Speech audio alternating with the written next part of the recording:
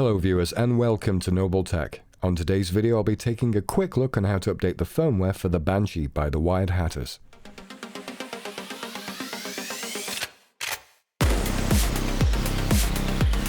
To start the firmware update you need to hold the boot button, so the boot button is on the back of the device. These two buttons here control the C5, these two buttons are for the S3.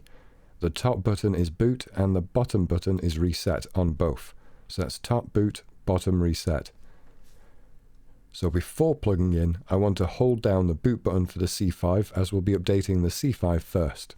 So with the button held down, we plug in the USB-C. And now if you've plugged in the USB-C cable with the boot button held down properly, the device won't turn on.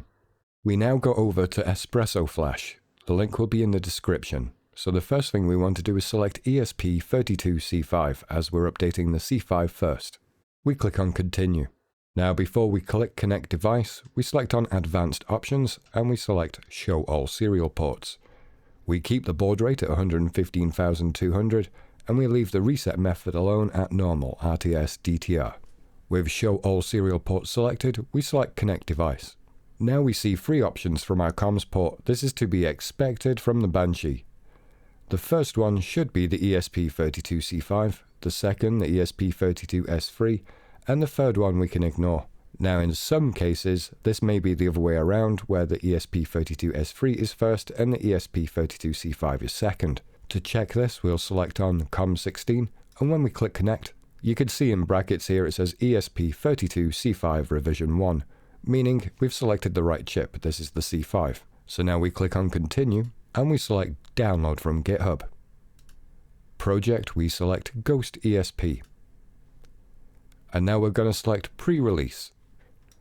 And for the build, the Wired Hatters Banshee C5. Once you've selected on pull from GitHub, you can select from either the stable or the pre-release version. Now stable will be for those who want a more stable experience, and pre-release for those who want the latest updates.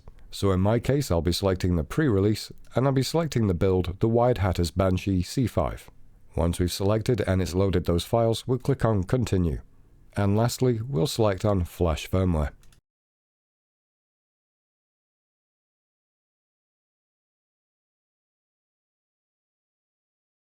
Once completed, we'll check the output log to make sure that everything has gone well. As you can see, the detecting chip type was the ESP32C5, so we flashed the correct chip. If we scroll down to the bottom, we can see that it reached 100% completion, and that the flash write was completed. So now we can unplug the device.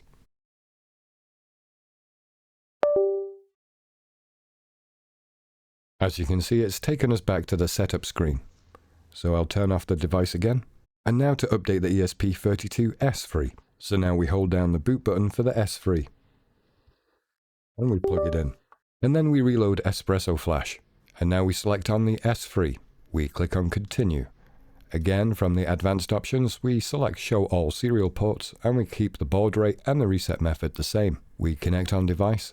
And now we select COM17. Now these numbers will be different in your case, but it's usually the second one. But in some cases, as I said, it can be the other way around. We click on Connect.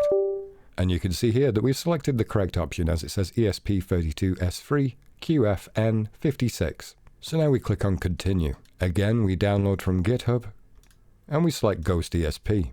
Again, I'll be going with the pre-release, but you could select the stable option also. On the pre-release, we select the Wired Hatters Banshee S3. Once it's downloaded the files, we click on Continue and we flash the firmware.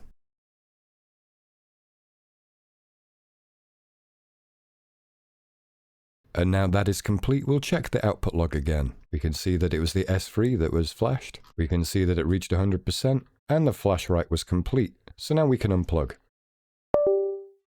Now we'll run through the setup again, so start. And for demonstration purposes, I will skip the initial part. I will select Europe for myself. UTC for Greenwich Mean Time. Never. And I will go with my favorite, which is Forest. And then we'll select List, because that's my preference, but Grid is also an option. And green for the terminal color. And for the idle animation, I like HUD, but I also like Ghost, but there are plenty to choose from. And we are done. Now to check that the firmware update was successful, we'll check for GhostLink. Yep, GhostLink is there, which shows that the S3 was flashed correctly, as well as the C5. And there you have it. The firmware has been updated. If you like this video, give it a like, and if you want to see more from Nobul Tech, hit that subscribe button, and if you want to get notified, hit the bell. I've been Og, you've been watching Nobul Tech, and until next time, stay curious.